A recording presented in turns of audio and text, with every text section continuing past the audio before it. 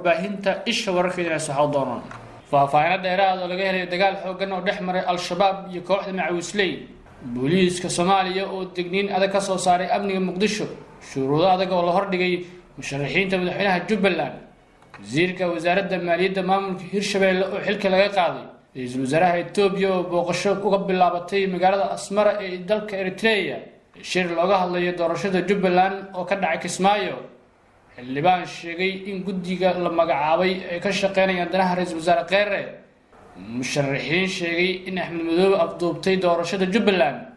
ra'iisul wasaaraha Soomaaliya oo dalab u diray waxgaradka iyo odayaasha magaalada Dhuusamareeb ee gobolka Galgaduud madaxweynaha Galmudug oo war ka soo saaray nabadoonkii la dilay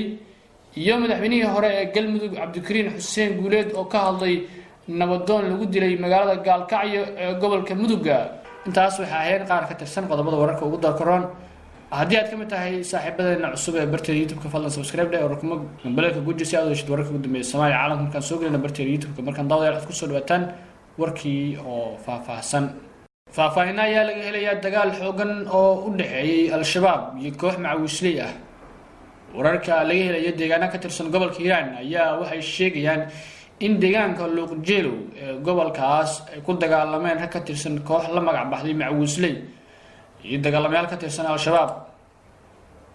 dogayaasha kooxda macawisleyda ayaa waxay warbaahinta u sheegeen in dagaalka ay iyagu ku qaadeen saldhigyo al-shabaab ay ku leeyihiin deegaanka Luuqjeelow ee gobolka Hiiraan kadib cabasho ugu timid dadka shacabka ah iyo gaadleyda ka timaada dhinaca gobolada dhexe ee Soomaaliya sida dalku dhigeen joogaha warbaahinta la hadlay ee hogaaminayay dagaalka al-shabaab ay la gashay kooxda macawisleyda ayaa sheegay in dagaalku ay ku geeriyoodeen 3 ruux oo laba kamid ah ay ka tirsanayeen al-shabaab waxa uu sheegay in al-shabaab lacag dheeri ah oo gaaraya $100 ay ku soo rogeen gaadiidka taas oo keentay inay weerar qaadaan si kastaba warkan ka soo baxay horjoogayaasha kooxda macawisleyda ee ku aadan inay weerareen saldhigyo al-shabaab ay ku leeyihiin deegaanada ka tirsan gobolka Hiiraan ayaa weli la cadeyn karin iyadoo ururka al-shabaab aysan wax war arrintan ka soo saarin mana jirto warar madax bannaan oo faahfaahinaya khasaaraha rasmiga ah ee ka dhashay dagaalka dhex maray kooxda macawisleyda ah iyo ururka al-shabaab booliiska Soomaaliya ayaa digniin adag ka soo saaray amniga magaalada Muqdisho taliska ciidanka booliiska Soomaaliya ayaa soo saaray digniin ku saabsan dhanka amniga oo ku socota qaar ka mid ah gaadleyda ku nool magaalada caasimadda ah ee Muqdisho qoraal ka soo baxay taliye ku-xigeenka ciidanka booliiska Soomaaliyeed Sakiye Xuseen Ahmed ayaa waxa ay ku sheegtay in sabab amni ogeyd in wadooyinka halbowlaha ah laga mamnuucay in ligto baabuurta danta amniga ogeyd laga bilaabo maanta taariikhdu tahay 18 bisha 7 2019 waxaa gobolka Banaadir gaar ahaan wadooyinka halbowlaha ah laga mamnuucay dhigista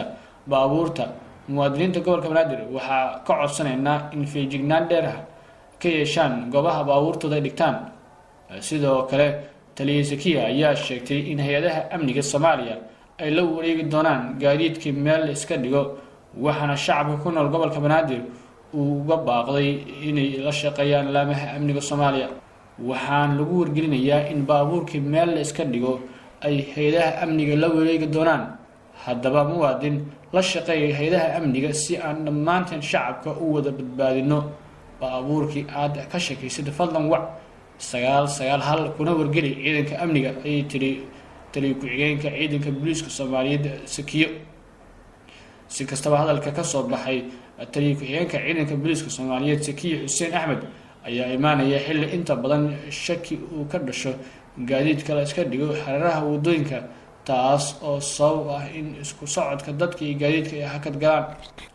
shuruudo adag ayaa la hordhigay musharaxiinta xilka madaxweyne ee Jubbaland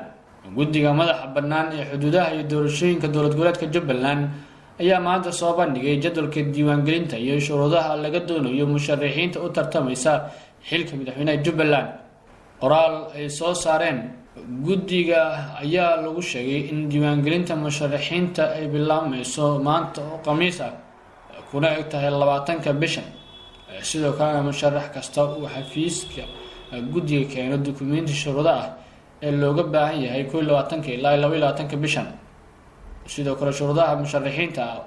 ayaa waxaa ka mid ah in musharax ragga ah uu bixiyo lacagta diiwaangelinta oo dhan $30,000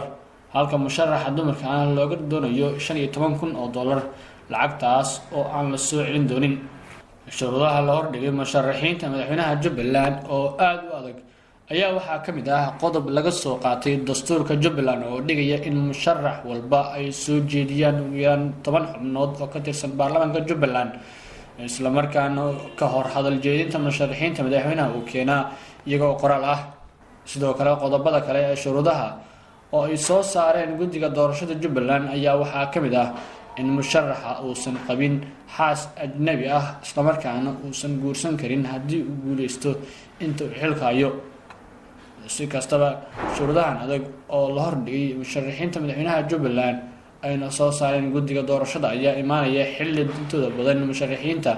ay sheegeen in guddiga doorashada aysan ahayn kuwo dhexdhexaad ah isla markaana madaxweynaha Jubbaland ee hadda Axmed Maxamed Islaam Madoobe ay ku eedeeyeen inuu afduubtay doorashada Jubbaland sidoo kale natiijada ka soo baxday aysan aqbali doonin. dhinaca kale musharaxiinta madaxweynaha Jubbaland ayaa sheegay in madaxweyne Axmed Maxamed Islaam Madoobe ay afduuban tahay doorashada Jubbaland ee la filayay in ay ka dhacdo magaalada Kismaayo ee gobolka Jubbada Hoose. xildhibaan Cabdirashiid Maxamed Xidig oo ah xildhibaan ka tirsan golaha shacabka kana mid ah musharaxiinta madaxweynaha Jubbaland ayaa waxa uu sheegay in habraacyada doorashada iyo nidaamka sugidda amniga ay afduuban tahay madaxweyne Axmed Maxamed Islaam Madoobe madaxweynaha dowlad goboleedka Jubbaland ee waqti xileedkiisa u dhamaaday. waxa uu tilmaamay inay tahay waqti dhumis iyo burburin la damacsan yahay maamulka Jubbaland taasina ay macquul ahayn loona baahan yahay in wax laga qabto. xildhibaan Cabdirashiid Maxamed Xidig ayaa waxaa hadalkiisa intaa ku daray inay doonayaan in doorashada ay ku soo celiyaan wadadii ay lahayd haddii ay dhici weysana ay qaadacayaan wixii ka soo baxa isla markaana doorasho kale ay qabsanayaan. hadalka xildhibaan Cabdirashiid Xidig ahna musharax madaxweyne Jubbaland ayaa imaanayay xilli sidoo kale musharax Cabdinaasir Seraar Maax uu sheegay in doorashada madaxweyne ee Jubbaland uu si qaldan u maamulayo Axmed Maxamed Islaam Madoobe isla markaana aysan aqoonsanaan doonin natiijada ka soo baxda. wasiirka wasaaradda maaliyadda maamulka Hirshabelle ayaa xilka laga qaaday. madaxweynaha dowlad goboleedka Hirshabelle Maxamed Cabdi Waare ayaa waxa uu xilka ka qaaday wasiirka wasaaradda maaliyadda maamulka Hirshabelle Maxamed Maxamuud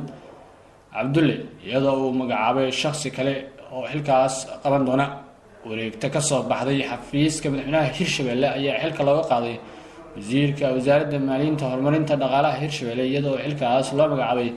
Cabdishakuur Abuukar Xasan. wareegtada ayaa lagu xusay in xilka qaadista wasiirka maaliyadda ay sabab u tahay in la doonayo in loo sameeyo isbeddel dhinaca maaliyadda taas oo keentay baahi loo qabo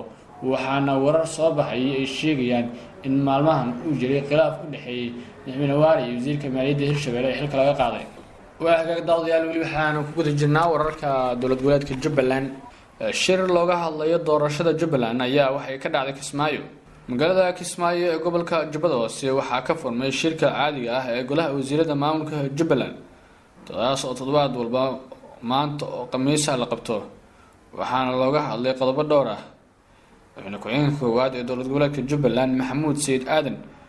oo kulanka shir gudoominayay waxaana shirka maanta warbixin looga dhageystay wasaaradaha kala amniga, arrimaha gudaha, kalluumeysiga iyo kheyraadka badda. si gaar ah kulanka ayaa waxaa lagu gorfayay xaaladda guud ee doorashada Jubbaland iyadoo ay jiraan walaac iyo cabashooyin ka soo yeeray musharaxiinta madax u taagan xilka madaxweyne ee Jubbaland. xildhibaan ka tirsan golaha shacabka ee Soomaaliya ayaa sheegay in guddiga loo magacaabay arrinta galmudug ay ka shaqeynayaan danaha ra'iisul wasaare Xasan Cali Kheyre. xildhibaan Axmed Macalin Fiqi oo ka mid ah xildhibaanada golaha shacabka ayaa xukuumadda Soomaaliya ku dhaliilay habka loo soo magacaabay xubnaha guddigan qabanqaabada shirka dib u heshiisiinta galmudug oo uu magacaabay wasiirka arrimaha gudaha Soomaaliya. waxa uu sheegay xildhibaan Axmed Macalin Fiqi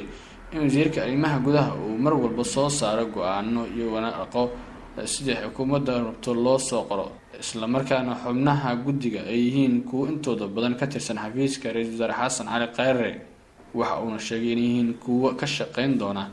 danaha ra'iisul wasaaraha xukuumadda federaalka ee Soomaaliya Xasan Cali Kheyre. guddiga qabanqaabada shirka dib u heshiisiinta galmudug ayaa ka kooban 12 xubnood waxaana wasiirka arrimaha gudaha Soomaaliya uu sheegay in xubnahaasi ka shaqeyn doonaan isku keenidda dadka reer galmudug. ra'iisul wasaaraha Soomaaliya ayaa dalab u diray waxgaradka odayaasha Dhuusamareeb. bulshada magaalada Dhuusamareeb ee xarunta dowlad goboleedka galmudug ayaa waxaa duleedka qado sharaf mahadcelin ah ugu sameeyeen ra-iisul wasaaraha Soomaaliya Xasan Cali Kheyre oo deegaanada Galmudug u jooga dhismaha Galmudug loo dhan yahay. dhammaan dadkii ka hadlay kulanka soo dhaweynta waxa ay ra-iisul wasaaraha ugu mahadceliyeen dadaalka dheeraadka ah ee uu ku bixinayo dhismaha Galmudug loo dhan yahay oo u adeegta dhammaan reer Galmudug. ra-iisul wasaare Xasan Cali Kheyre oo ka mahadceliyay soo dhaweynta iyo wada shaqeynta ballaaran ee dhammaan reer Galmudug ku muujiyeen ayaa bulshada reer Dhuusamareeb ka codsaday inay soo dhaweeyaan dadka reer Galmudug ee ka soo qaybgalaya gogasha dib u heshiisiineed ayna muujiyaan tanaasul cid kasta oo tabasho qabtana ay fadhigooda ugu tagaan oo ay qanciyaan. hadalkaas ayaa waxa uu imaanayaa xilli qaar ka tirsan beelaha Galmudug ay sheegeen inay qaadaceen shirka la sheegay in uu ka furmayo magaalada Dhuusamareeb ee gobolka Galgaduud. madaxweynaha dowlad goboleedka Galmudug Axmed Ducaale Geelle Xaaf ayaa war ka soo saaray nabadoon lagu dilay koonfurta magaalada Gaalkacyo ee gobolka Mudug. madaxweynaha dowlad goboleedka Galmudug Axmed Ducaale Geelle Xaaf ayaa marka hore waxa uu tacsiir u diray bulshada reer Gaalkacyo iyo eheladii iyo qaraabadii uu ka baxay Allah u naxariistay Suldaan Cabdullaahi Suldaan Cabdiraxmaan oo rog weesan ay ku dileen koonfurta magaalada Gaalkacyo.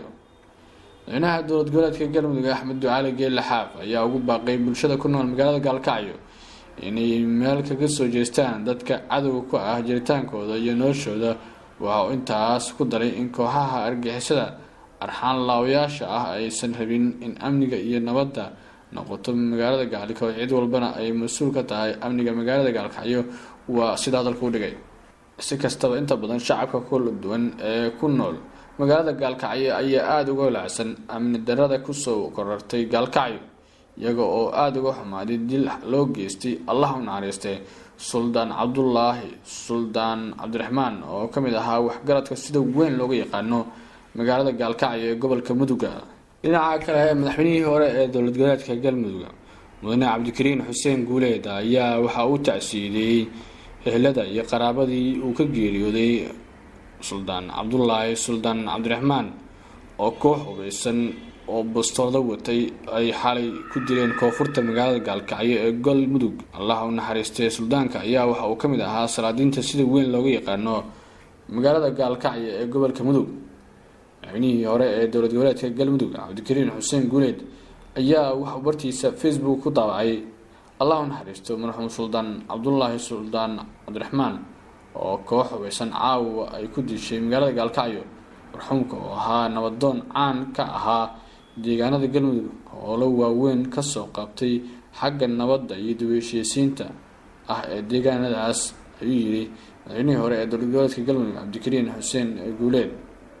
ma jirto koox sheegatay mas'uuliyadda dilka loo geystay Allah u naxariistay Suldaan Cabdullaahi Suldaan Cabdiraxmaan oo ka mid ahaa salaadiinta sida weyn looga yaqaano magaalada Gaalkacyo ee gobolka Mudug. warkii oo daawada xilligan idinkaga imaanay warbaahinta isha wararka wanaagsan.